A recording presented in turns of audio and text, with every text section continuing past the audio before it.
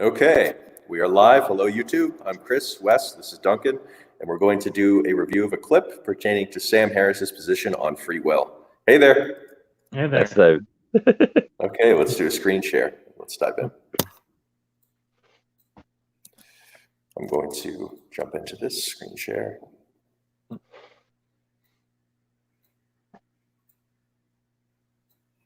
Sam Harris's position. what we got here? You guys can see it? Yep, I can see the screen share. Okay. Okay. It says though in my screen share. Yeah, it's the wrong tab. 1 second. Yeah. Stop. And this one should be the right one. Here we go. The red pill on free will makes you much more forgiving of a lot of this stuff. Yes. Because you see just everyone is an open system. No one authored themselves. Right. No one created themselves. No one can directly regulate the effect of every influence that they had or didn't have. You know, it's like you are the totality of what brought you here. I mean, the universe has sort of just pushed you to this point in time, and the only thing you've got is your brain and its states, and that is based on your genes and the totality of environmental influences you as a system have had working on you up until this moment. And so the next words that come out of your mouth are part of that process.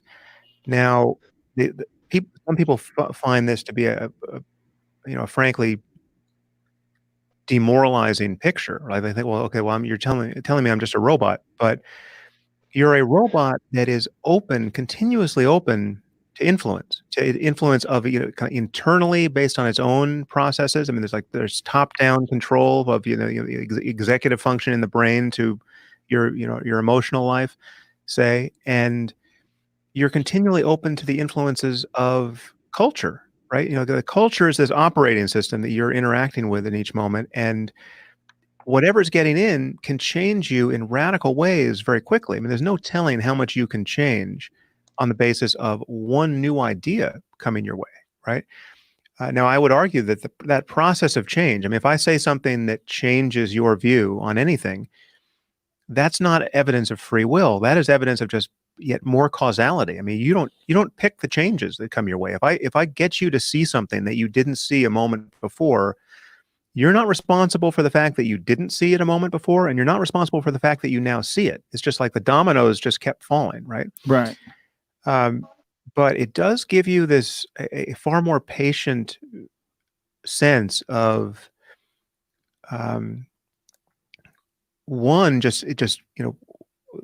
all the causes and conditions that have created this odious behavior you're now disposed to react to in the world, right? Like you can, everything on some level is more of a force of nature than it is something that you need to take personally. It's like if there's a hurricane blowing outside, we don't respond to it the same way we would respond to, Al Qaeda dropping a bomb on us, right? It might create the same amount of damage, but in the latter case where we have an identifiable agent, right?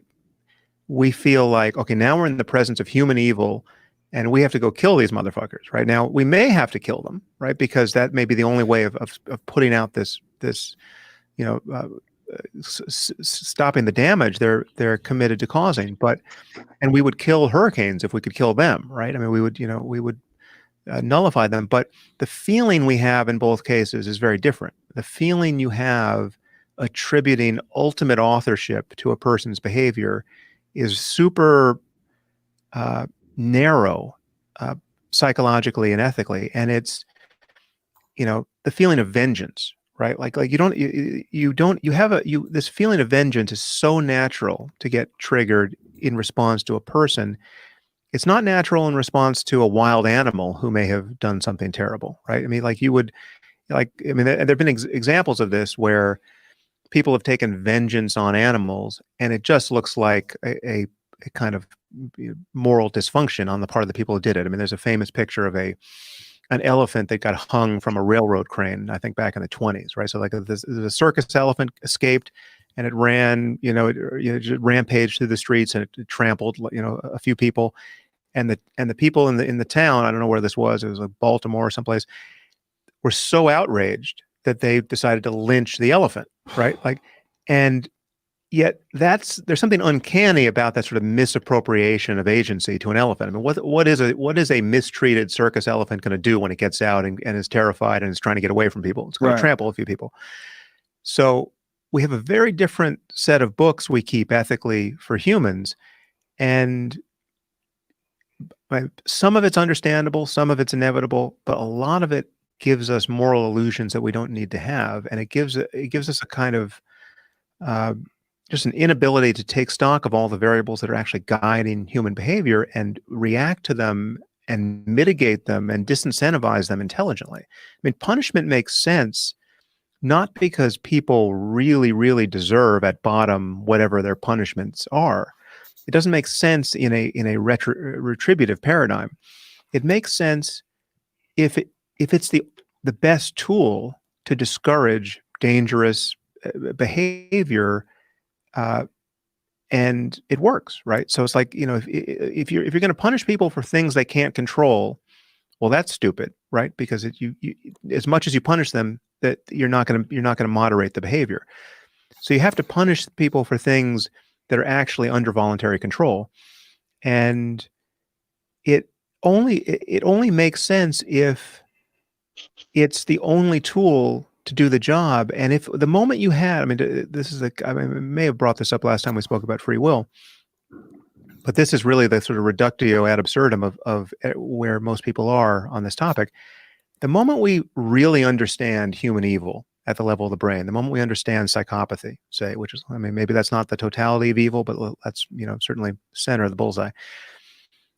Once we understand psychopathy as a neurological condition that's governed by genes and environment, and we can actually intrude at the level of the brain to mitigate it. So like psychopathy becomes a disease, right? It becomes an injury syndrome, right? That we can fix. And let's say it's a very simple fix. Let's say it's a pill, right? Let's say it's just a neurotransmitter imbalance.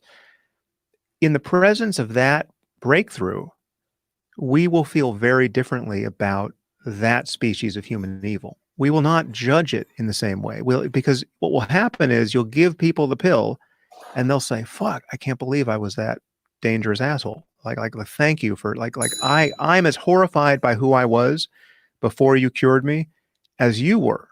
Right. And psychopathy in the presence of a cure for it would look much more like diabetes than it looks like evil in the. Yeah.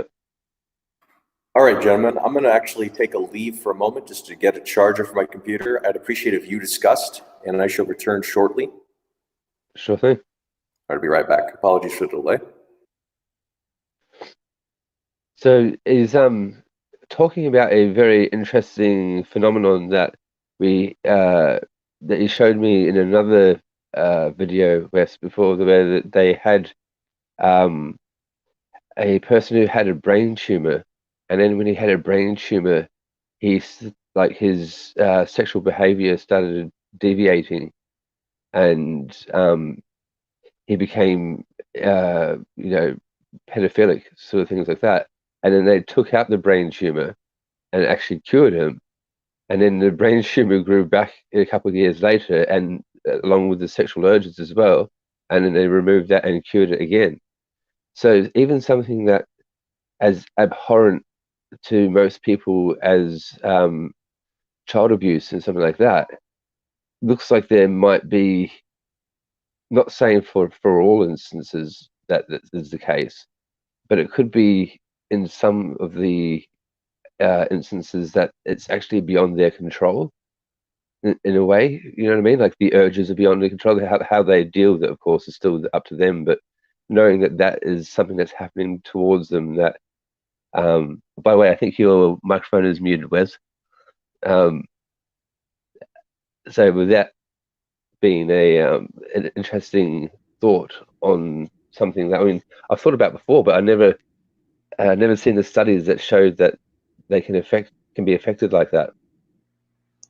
Yeah, I've seen that same case that you were talking about, and I think one thing where he's talking about too is a little bit at the end there. He was talking about how much you are responsible for something seems to be how much we should punish someone. Even in we already do that in our criminal system now. We have premeditated murder. We have murder. You know, Exactly. the more you plan it out, the longer sentence you're probably going to get. You know, What we because haven't, you've thought it out more, and we expected you to say no and have a don't. You know, a stop point. But yeah, and I think one of the things that, like, with our current system that we have, we do that.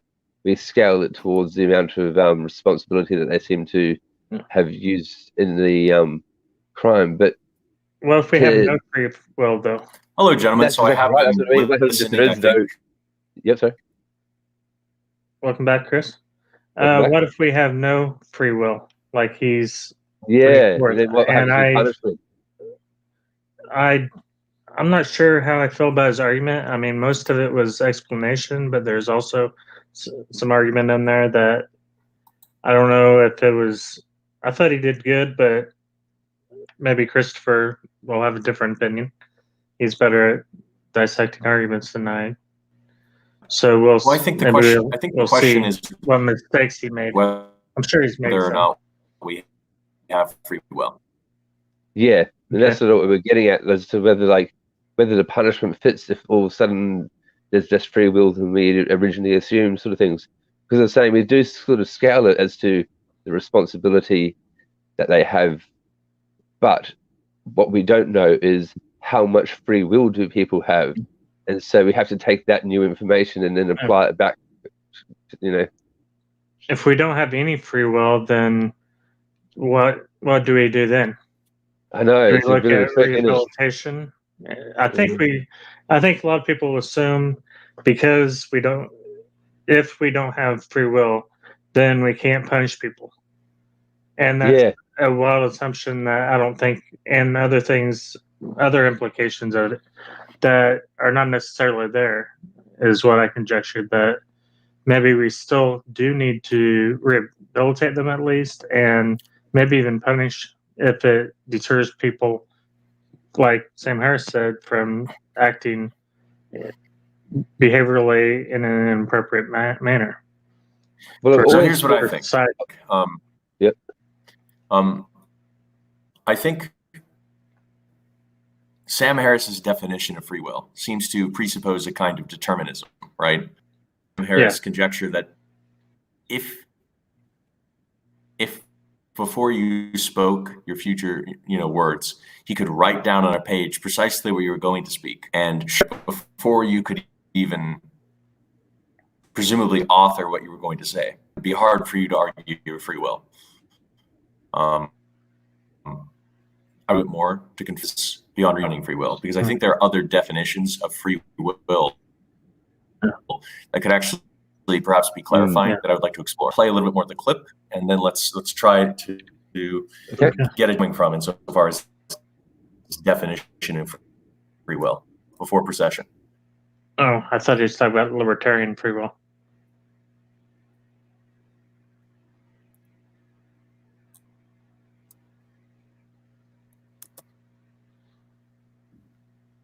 Present case, and people aren't imagining what it would be like to be there, what it would be like to actually the underlying will be in a simple and the classic example is just an example brain tumor that's caused every day. This is not a brain tumor. That's the tower shooter guy. Yeah, back in '64, I think. One thing that I think is important to consider is our definition of free will, if we're not careful, such that if we don't think any person can have free will, then we kind of have an equivalency of many cases being comparable to tumor. Oh no. Can you guys understand what I'm saying? It just can cut out in the break up a last bit, like but- 30 seconds there. Yeah. Yeah. Yeah. Your audio is cutting out. Yeah. How about now? Yeah, that was much smoother. Yeah. Yep. Okay. So Seems to be what I better was now. saying is it may be an issue of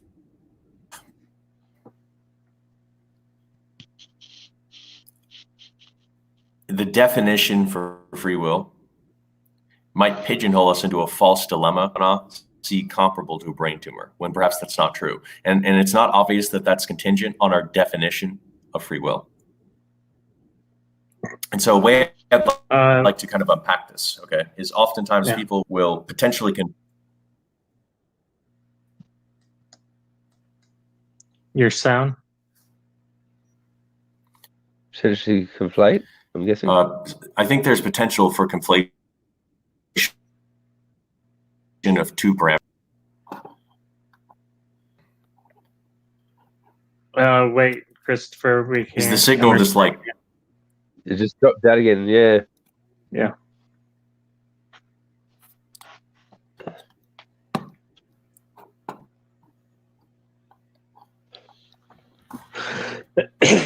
Sorry. See, I do think that like part of the problem is what we were saying before is, and sort of what Chris was getting at, is if free will gets sort of nullified across the board, it makes it so punishment becomes a bit strange, because they say you can only punish, you know, things that you want to change, and if everything's predetermined, then that makes that kind of, you know, as you said, maybe rehabilitation would be a way to go with that path. Yeah. But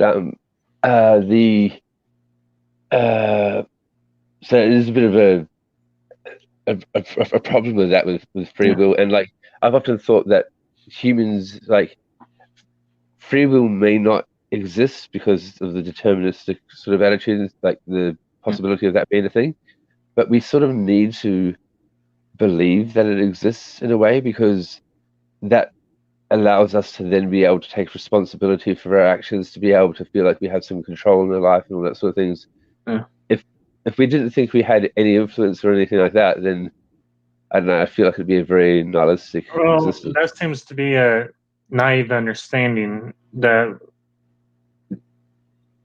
because we don't have free will, we're gonna just sit in front of the TV and do nothing, because what's the point? It becomes nihilistic or something. I think that's. Yes, I don't think it's been well thought out what the implications of it is. It doesn't mean that we don't do anything and we don't send people to jail anymore or prison if they need to. We got to look at the implications, I think, of what it does mean, and then determine things like, and I don't think we can just pretend. I know for myself, after I start getting into it, I couldn't just pretend now that I do have it. I just can't. I can't go back. It's just once you know it, or well, you don't know it, but that's my conjecture. And as a compatibilist, I thought there was some tricky way out of it, that it was on two different levels. One on human level, that we did have choice, and I think I was just fooling myself, because I had that urge to still have free will. So I was trying to trick myself, and I don't think it worked, because for now, determinism, I think, is my conjecture of what's true. But Hey, we'll just have to see what can you guys hear me now? what more people say. Yes, we can. Welcome back, Christopher. All right. So what I was trying to say is it may be possible that the definition of free will is fundamentally flawed in a way that makes it impossible to actually define an instantiation of quote unquote freedom. And I want to kind of unpack that, because people often use determinism as a mechanism for defining free will. And specifically, let's see. I I don't like these biases, knowledge and effects of colonialism. So I'd like to unpack that, Andrew, if and when we first address like the underlying implicit suppositions associated with the definition of free will. And so I kind of want to start this by asking, it seems associated with the claim of free will very often is the idea, or shall we say the question, of how knowledge, shall we say like certainty of a future event's occurrence affects what we define as your freedom. Right, that's part of it. But there's also the question of whether you could quote unquote have done otherwise. Yeah. Right. And both of these together seem to, along with because he's stated before, he's not quite necessarily relying on determinism, nor is he relying on quantum mechanics. He's aptly put that in neither picture of a certain outcome, nor just completely rolling the dice, so to speak, do you have a picture of you being the author of your own thoughts. But I think that's contingent on our definition of free will, and so I kind of want to explore that. It's an interesting topic with the free will thing, because my brother actually wrote a little bit about the whole free will thing. He calls it free won't, because the connections are already made and they're already firing, but we have the choices whether we're going to veto the action or not.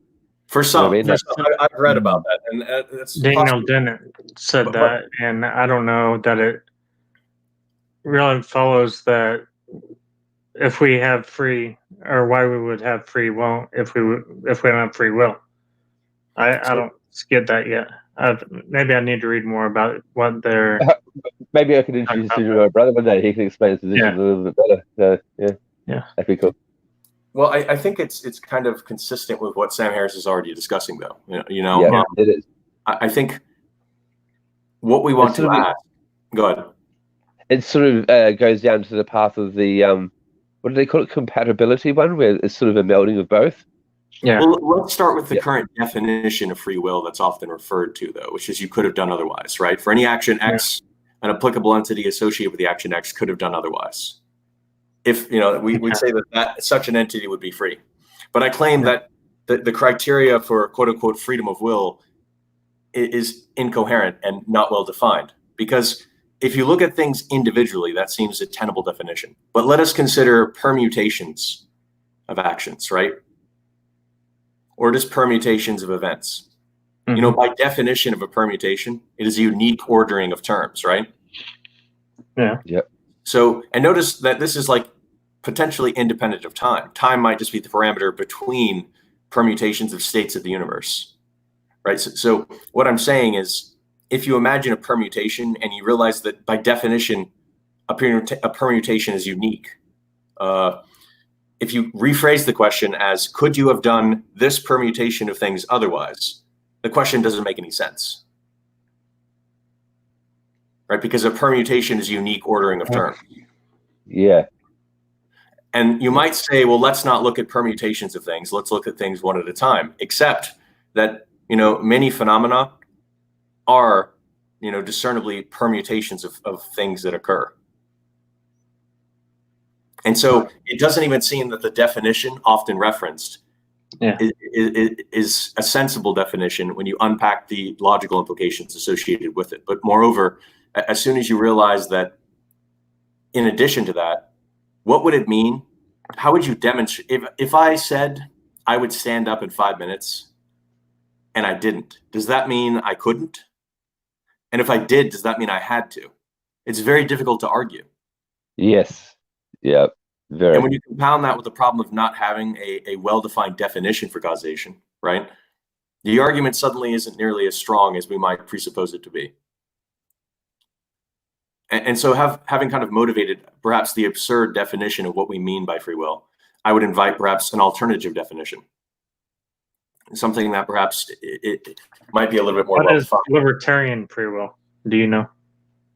I don't. I'm not sure.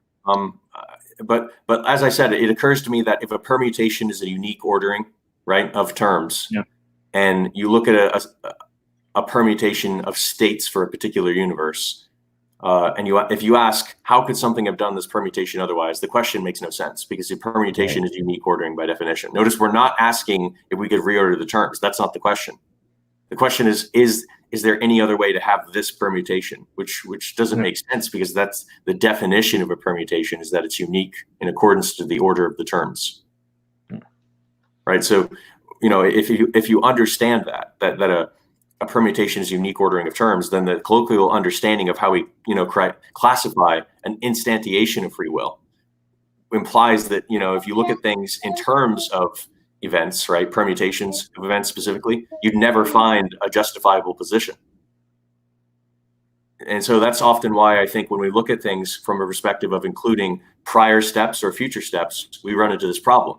It's not so much demonstrating, shall we say, that free will is impossible, but it might be an invitation to a better definition. And so what is that? What could such a definition perhaps be, right? Since there's no clear order to terms, time could be a parameter that has an asymmetrical orientation. In other words, it's not clear if time is fundamentally existence despite the asymmetry, because it could well be that it is a parameter for the system of equations that describe what we believe to be the observable universe between states, and that for it to propagate in the permutation of states that occurs, it puts a constraint on a particular asymmetrical or behavior of the parameter chosen. So it's not clear, but if you consider for a definition, once you have a permutation, meaning once you define a particular order to states, and you then set a particular parameter, so meaning there isn't necessarily an arbitrary flow of time. You could imagine a universe where you set the clock backwards, but once you lock in, that parameterization, and if you assume that the equations are consistent across time, then we could say that there's, say, an ordering such that we can start to recognize some things as causes and some as what we might even call events, right? Yeah. Or consequences of the causes. It's not really, it wouldn't be quite correct to start from defining things simply as cause and effect, because as I said, it would be contingent on the propagation of the state, the evolvation of the states of the system. But as soon as you fix an ordering to a particular permutation of states, and then parameterize such that you can now say cause effect just in lieu of the ordering, which could be arbitrary. But once you lock that in, you then have, shall we say, for any applicable entity, let us define a set of causes, because there's at least one cause, but there could be more than one, right? Once you lock in that order, for any consequent that is implicit or directly derivable from the existence of the entity, we'll call that the set of consequents from the set of causes, right? Well, in observation of this, there might be a potential definition. And I am sorry this is kind of cumbersome. I'm trying to simplify it, but optimize between gravity and depth. But now in this set of causes for a particular chosen event, so let Y be some consequence associated with the existence of a applicable entity. So then we have a set, we'll call it S sub Y, of the set of all causes associated with this particular chosen thing, this event.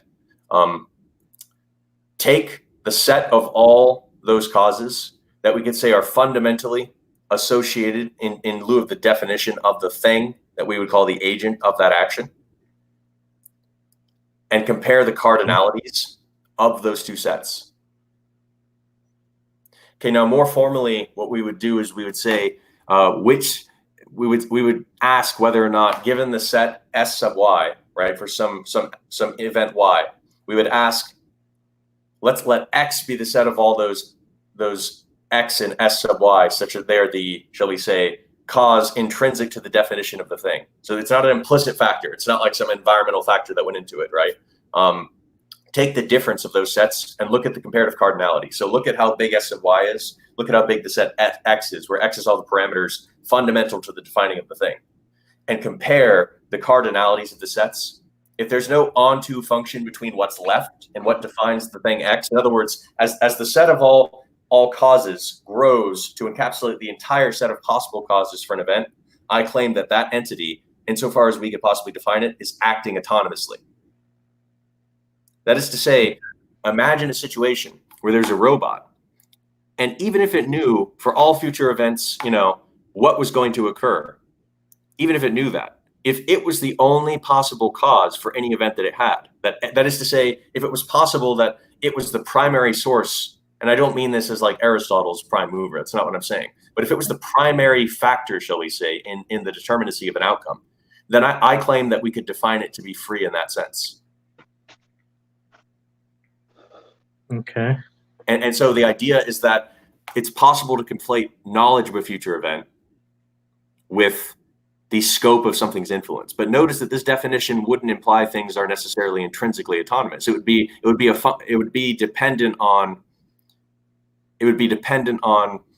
how the external factors relate to the entity in question and how that balances out. There may be such a relation that the external factors completely trivialize the extent of your influence on a particular outcome, and you are, in that sense, not functioning autonomously, right?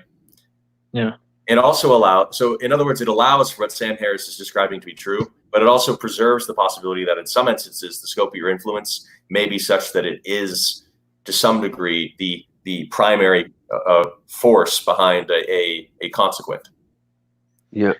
Okay, do you know of the Lovitz experiment? I'm not sure. You want to elaborate? I put a link down there if you want to play it. If not, we can just talk about it. It pretty much, he proved that the brain is actually made a decision before you have. Most of us have an inner voice that we hear ourselves talk. Yeah. To ourselves a little bit. He proved that the decision was made before we realized it was made. Right, but what I'm getting at is this, like, depending on how you define you, if you define yourself as being implicitly composed of your brain, right? Then if you imagine a sufficiently closed system that you are the only input to every future output of the actions you take, Yeah. you could, there, even in lieu of that fact, it's not impossible for you to contrive a potential definition for some scope of freedom. Right. So in other words, if you reframe the question not to whether or not you are because if you put yourself, say, in a state for a system such that, so it is a balance between agency and a lack of autonomy. I mean, in a sense, sure, it's kind of, it's a relation between the set of parameters that may be associated with the thing and the set of those things that are implicit or, not directly related, right? But factor into the outcome. And so Wes, as far as that study is concerned, it will reduce to a question of philosophically of, are you your brain or are you not your brain? Because if you are your brain, that's no problem. You can define that as part of those things, right? And so this is kind of like implicitly associated with what Descartes means when he asks, what is this I that he believes he knew existed, right? Yeah. From the supposition that he was thinking. But the point I'm making is that, as I hope can be illustrated here, is the definition one has can be predictive in unclear ways of what kind of consequences one might infer from that definition insofar as the question of free will is concerned. What is, I think, pretty clear is that the current and colloquial definition of being able to do otherwise is not well defined, because as soon as you apply it to a permuted order of things and ask, what other way could you have done that? And if you don't mean that question to mean, could there be other permutations, or are there other permutations that could have arrived at a particular nth term in this permutation? If you mean literally just that permutation, I claim that question and that criteria, that criterion makes no sense, implying again that I think our definition of free will may be the problem for why we fail to find evidence of it. And that's why I claim, I understand that what I've kind of said here is cumbersome and difficult to describe, but the idea is if you take the set of all parameters associated with an outcome, that is the causes specifically that we associate once you fix an order to something, and then for those causes you choose the subset of those causes that are, shall we say, fundamental to the definition of the entity that we claim is the agent of the action, if the cardinality of the sets is such that those fundamental properties are the larger part of that set, that is the cardinal, there's no onto function between what's left and that set, then we could effectively say that to whatever extent, an applicable entity is, shall we say, has free will if and only if there isn't an onto function between the difference of those sets. And the degree of their freedom can be defined insofar as like how the cardinalities of those sets compare.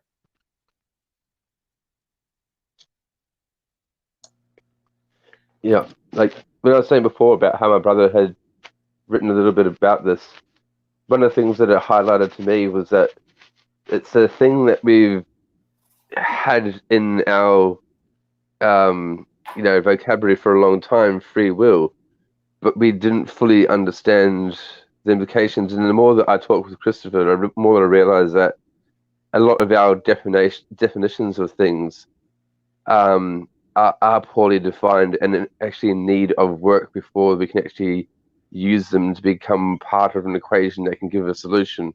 Yeah, and I want to make clear what I've proposed is conjecture. Maybe given more thought and time. And not discussing this live, it could come up with something much more substantive. But I'm confident that the point I'm making is still rather clear. That it is very much contingent on our definition, which is not so set in stone as I think people might assume. And so my concern with the videos I've seen with Sam Harris, he seems to be thinking of free will very much in relation to a colloquial definition. Because as you can see, we can assume everything he's just said. But if and when we consider the brain as a fundamental parameter of what defines us, and if we consider a sufficiently simplistic system such that we are the primary, shall we say, input to the output of the consequence once we kind of set an ordering to the permutation of states.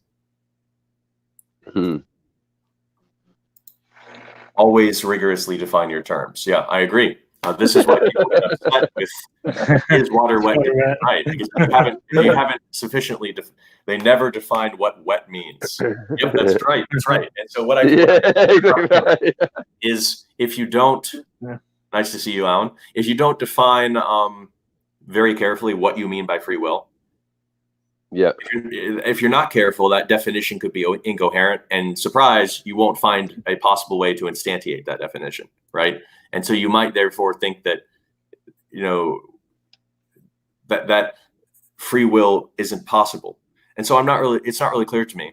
And you can do all the science you want, but if your underlying definitions on which the science is predicated are not well defined, your science is a non sequitur. Exactly right.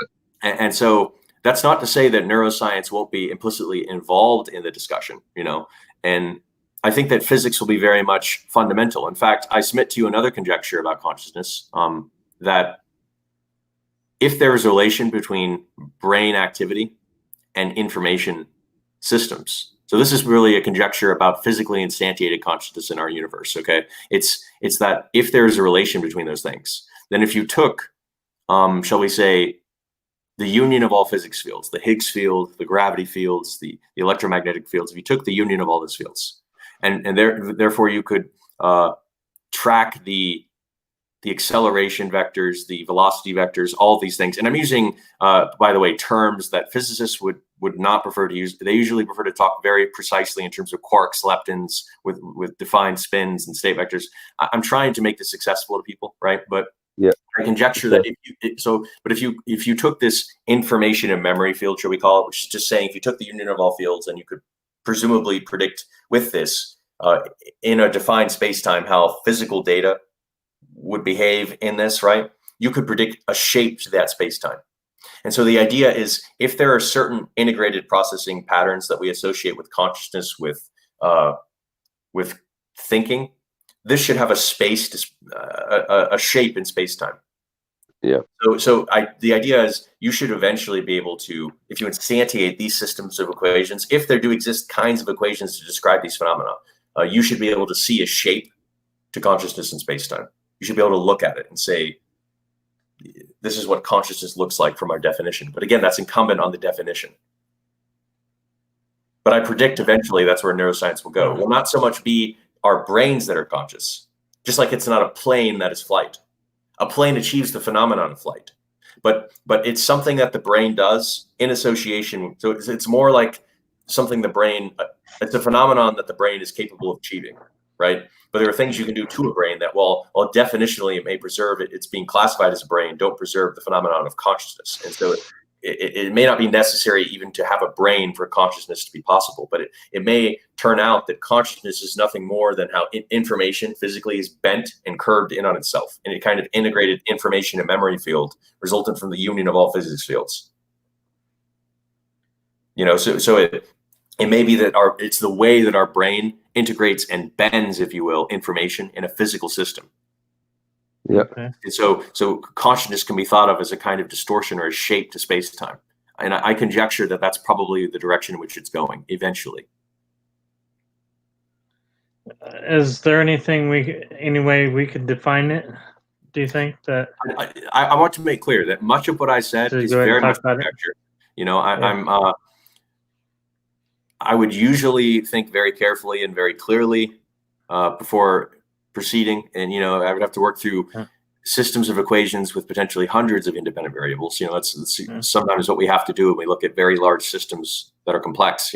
But emergent properties in physical system are fascinating. That's right, Alan. But the point I'm saying is it may turn out that consciousness is more about how information in a system is bent and integrated on itself, and that may be implicitly associated with a brain, but not unique to a brain. And that's an important distinction, right? But it also may inform us because if you notice in this conjecture, the definition prior that I proposed for, shall we say, the scope of an entity's influence might better be defined, because it may eventually be possible to define the information and memory flow in the space-time that is deterministic to the nature of that distortion.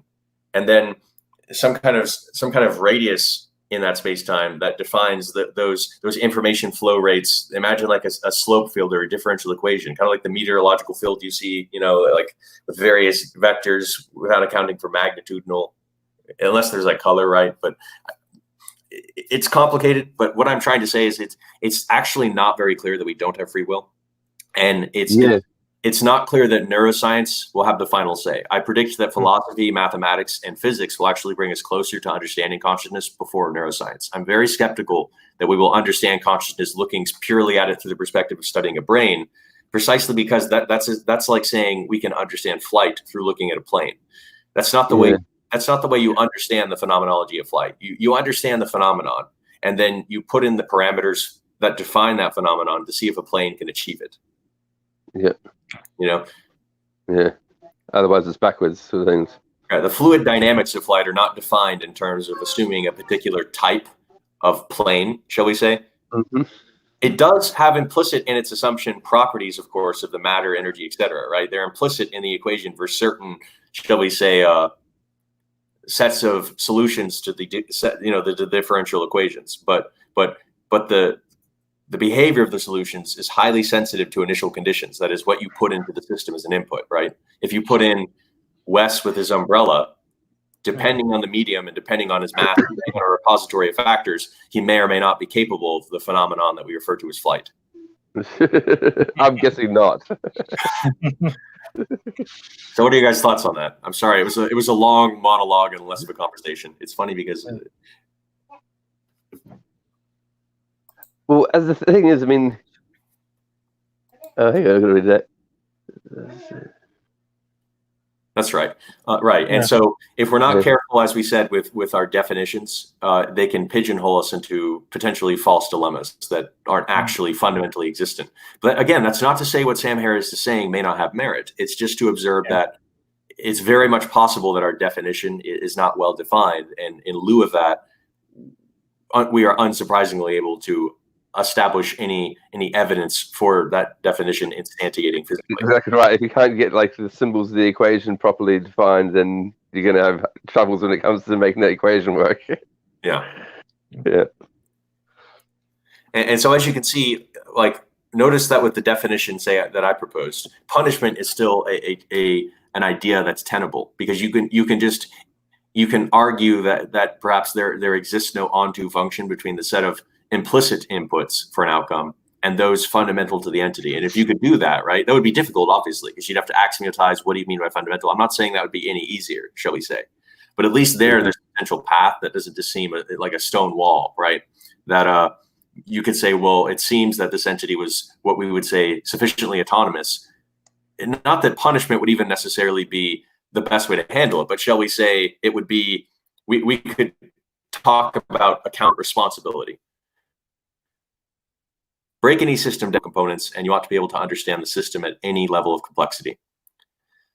I mean, one would hope, right? I mean, one would hope. Sometimes it's easier said than done, though.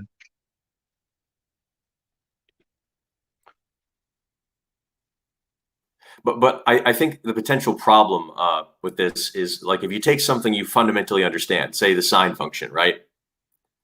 And then I take the sine of the sine to the sine power, and then I create a Cauchy sequence, you know, if I could, it may be very difficult to predict, like, even though I understand the fundamental components, what that function would do, right? Like if I took the sine to the sine to the sine to the sine to the sine, and I took the sine of that, and then I took the sine of that, and then I added that to the sine. I understand, at least I think, the fundamental components of what I'm doing. I understand addition. I understand the sine function, right? So it's not that what you're saying doesn't have merit, Alan. And by the way, you guys want to join in the conversation, you're welcome. We'll drop a link in case anyone else wants to, you know, put their feedback in, because I'm happy to have people on. Let's just put that.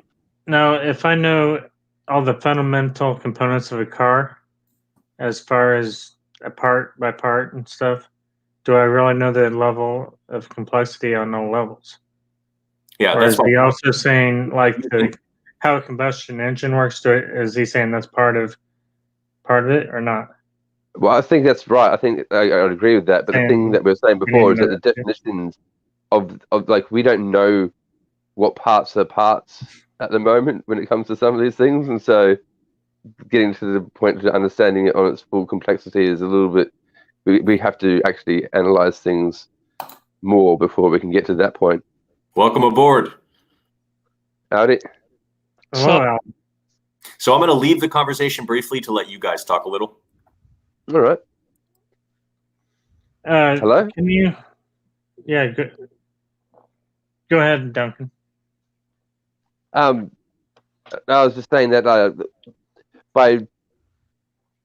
to get a full understanding of the complexity of it, we actually have to learn more about the fundamentals, because I believe the saying was right before with what was going on. But the problem is that we don't actually know what's the carburetor and what's the, you know, all those different parts yet. So until we can actually get them sort of concretized, it's starting to talk like Chris. But until we can get them sort of like set in stone, that's like in the terminology, then we will be able to analyze everything and get that level of understanding, which will allow us to be able to, you know, change things on a fundamental level. Well, and it also depends on what you actually mean by understanding, because I'm thinking more about the capacity for understanding, because right now we seem to lack that. We don't have a good enough like baseline understanding of the fundamentals to be able to achieve an understanding of the larger, more complex system. Yeah. And it's the same thing where, like, even if you understand every component that goes into an internal combustion engine, you can encounter a combustion engine of sufficient complexity that you look at it, and at first you're like, I don't have any clue what the fuck is going on here. But given time, you have the tools you need to deconstruct that and understand it and know where everything is. Yeah, and I think that's possible. And like I said, I think you've kind of addressed my concern with the possibility of, you know, the sine function, where you can understand the fundamental components. If you did, you know, it's difficult to say we even can do that, you know, in an axiomatizable sense mathematically. But if we could, right, we could still create a function of sufficient complexity. We're like, what the fuck is this, right? And you know, that only can we often do. And if you guys want to come aboard, anyone watching, you guys want to participate in the conversation, feel free. You know, you're welcome to join. We'll drop a link just in case. We're open to other people's thoughts, and we'd be happy for you guys to contribute. I'm just going to dip out of here again to let you guys talk a little more because I think I talked a lot on this. Fine. Christopher's getting camera shy or something. No. Yeah. Well, I mean, he gets like that sometimes, and it's no offense, but he gets excited about setting up the definitions, and he'll just like bounce back and forth on that. And meanwhile, I'm like, I've totally lost track of the point. I'm like, It can be very hard to hold everything you're saying in your head. It's something that I'm trying to learn how to do myself, but also encourage him to like. We had a thing that had a whiteboard feature on it the other day, and that was very helpful in helping him describe things because it allowed, as I've kind of like boganly put it, it gave me real estate in my head back so that I could then use that processing power to not visualize a graph, but then also use my processing power to try and comprehend what he was saying, because that's also a large amount of processing power needed there. Christopher definitely needs to open up his whiteboard now. Yeah. no, there is back. He heard us. You heard us. Yeah, I can hear you guys while you talk about me. Yeah. It's fine. I mean, this channel may turn into like its own meme where there's more discussion about Christopher and his like inefficiencies and precision. And, I said with a whiteboard, you really would have an advantage on like life. Yeah, there's a reason in a lot of math class we require a whiteboard. Yeah, I can see why. Because having done it in math class, having talked to you, I understand why a whiteboard is required. I'd have 3 of them in the classroom just in case. Hey, Junius, why don't you join us this time? We'd be happy to have you on. Yeah, man. He was busy doing some things earlier. Okay. Maybe he's cleared up. I don't know. Because I'd like to actually have you guys discuss free will a little. I know he wasn't here for the entire conversation, so he can kind of like.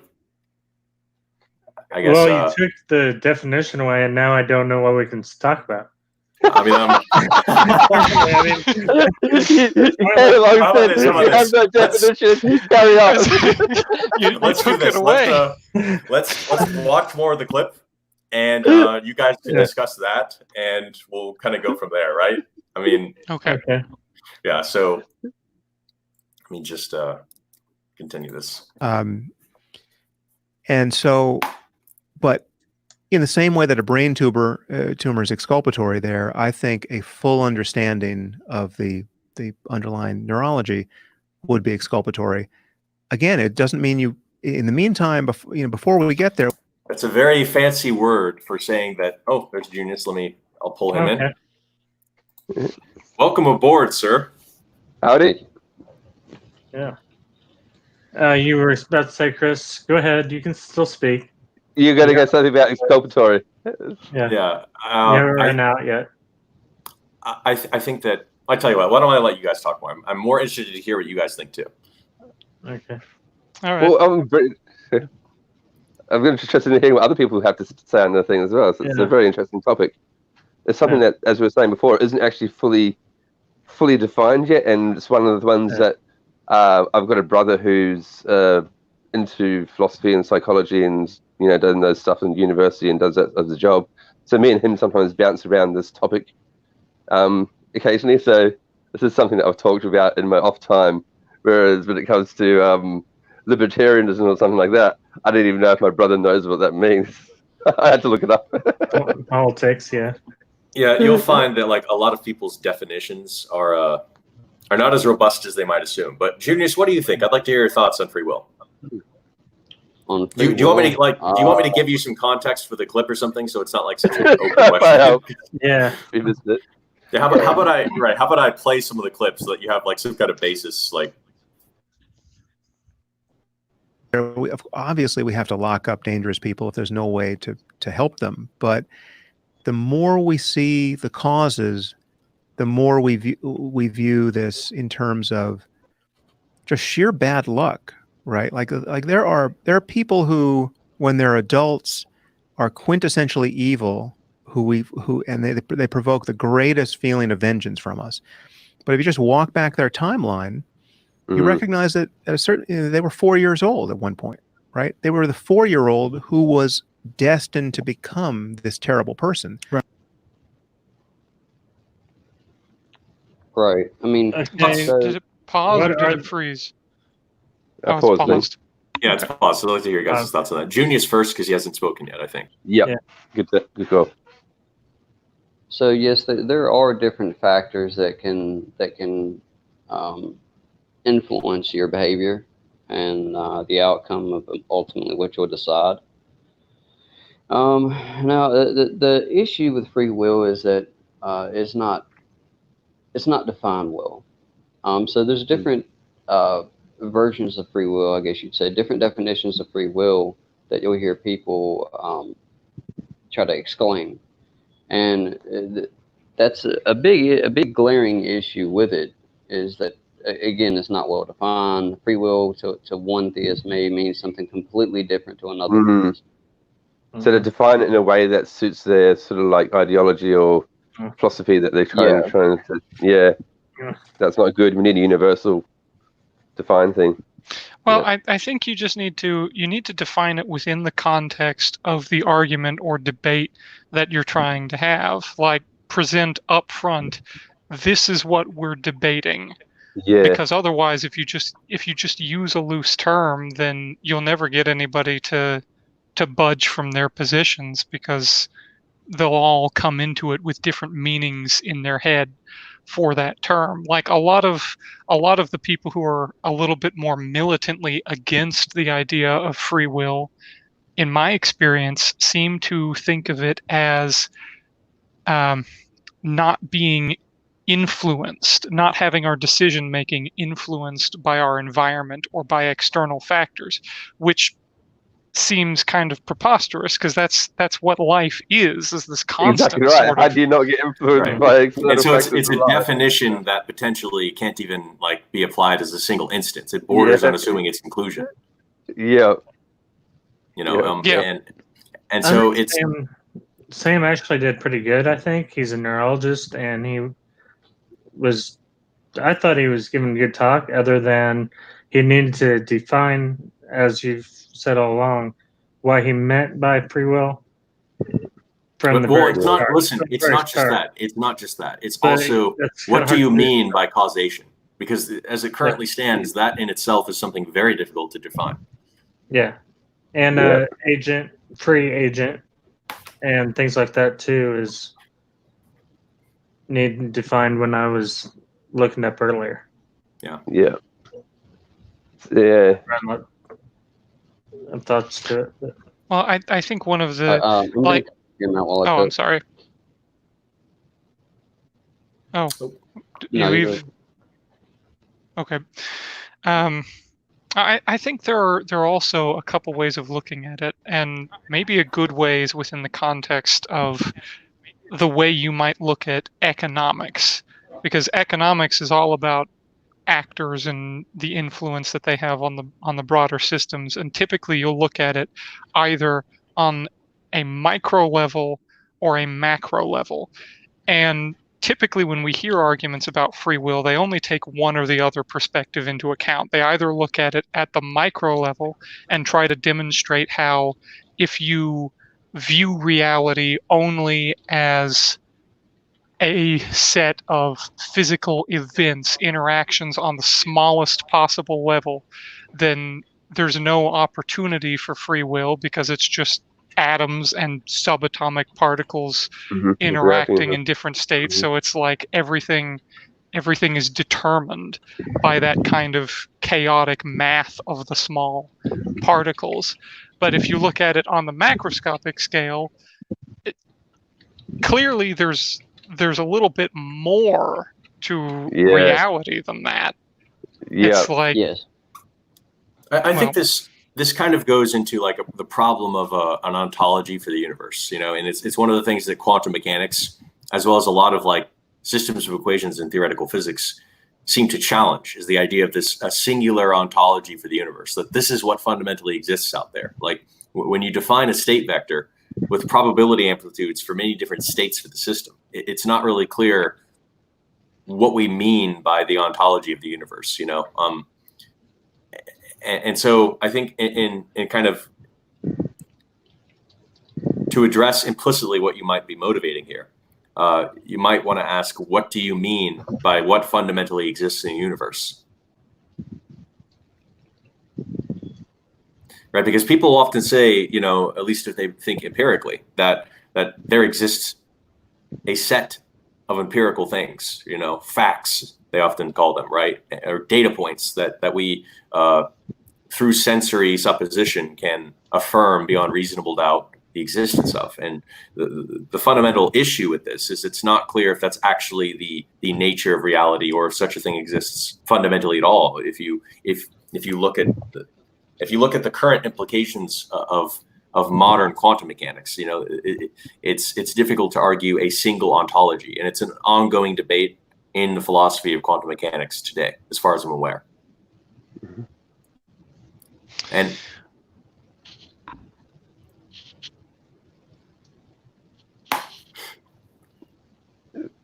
yeah, all science seems to begin with some assumptions.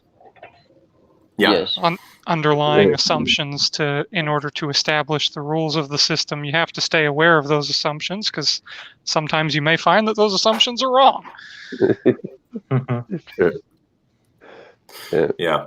It's you know, it's tricky business, and It's a catch-22 there, really, isn't it? Because you have to make some assumptions to be able to work the equations to get anywhere, to like make any headway. But then you have to make sure that you're re-examining those assumptions and make sure that they still hold water all that time later. And sometimes the problem is like when you have assumptions like that, sometimes they get so put to the back of the mind, or we don't even see them for being the assumptions that they are, and we just assume that they're fact. Then it takes a lot more to break us out of that thought.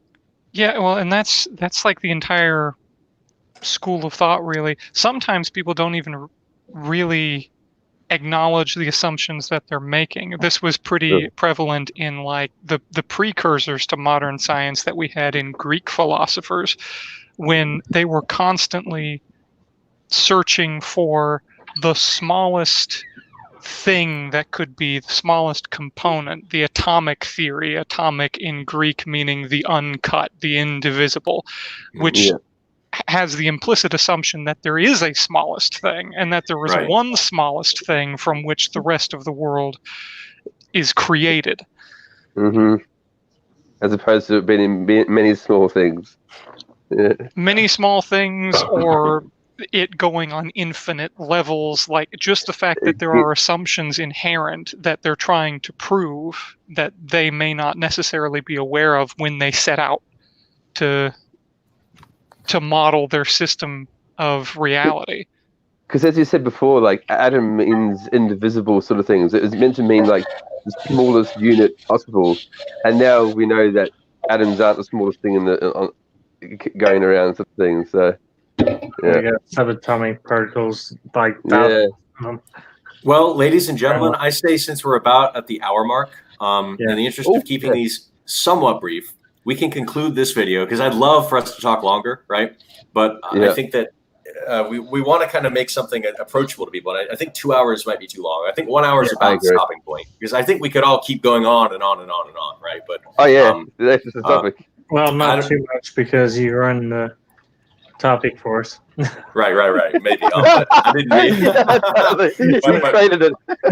but I think so. The next topic, let us make it about gun laws, gun control, things like that. You know, so that's topics of that sort, because I think that's an interesting conversation to have. It's great that we have an Australian in here. That'll be It'll be interesting, won't it? I think we'll air this one. This one will be next Friday, so not this Friday, but next Friday, and it's going to be Friday hereafter. And it's going to be at 6 o'clock p.m. Eastern time, so a little bit earlier. Is that fine? And that will be the time that we commit to for allowing. And that's really like I've just done some research and some systems of differential equations, and it implies that Friday at that time is perhaps a better time. It's a conjecture. We'll see. You know how things go, but so 6 o'clock on not this Friday, but next Friday. So skipping this Friday. All right, cool. Nice. All right. Yeah, so it's going to be Friday, the 3rd of April, will be the Friday on which we broadcast our next discussion, which will pertain to gun laws and gun violence. Anyone watching this video at the present, or perhaps in the future, if such a thing exists, you're welcome to come along and join us. We're happy to have you. Yeah. There'll definitely be a topic where I'll fire up. All right, it's been a pleasure, gentlemen, and thank you everyone who's participated. Thank you very much, people. You guys take care. Thank you for having me. Take care. Yep. Stay inquisitive.